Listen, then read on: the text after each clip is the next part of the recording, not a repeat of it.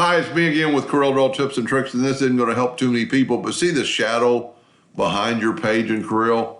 My mentors and myself can't figure out how that will affect your printing, but we don't do any UV printing, and this gentleman, and I'm using that term loosely, is having trouble with his UV printer and turning that off.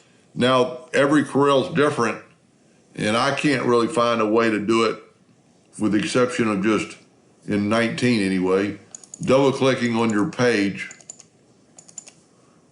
and it comes up with your document options, backgrounds, no background is already picked, page size, but right here you can show page border, and you can take that away.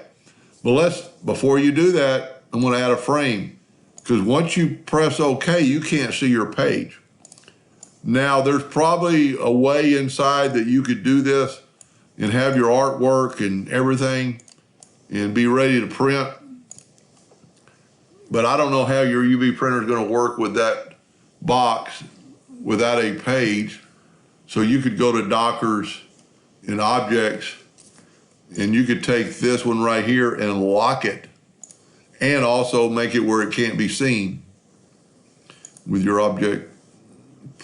It used to be called object properties, but now it's just in 19, it's just object. So you could lock that, and that'd be your page size. Now, I do not know if that's going to help you. But that's how to get rid of that shadowing.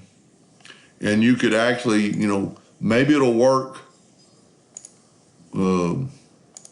by just deleting it. But I don't see, you'd have to unlock it and then delete it. But I don't see how your printer is going to work without a page size. I hope that helped a little bit. Thank you for watching.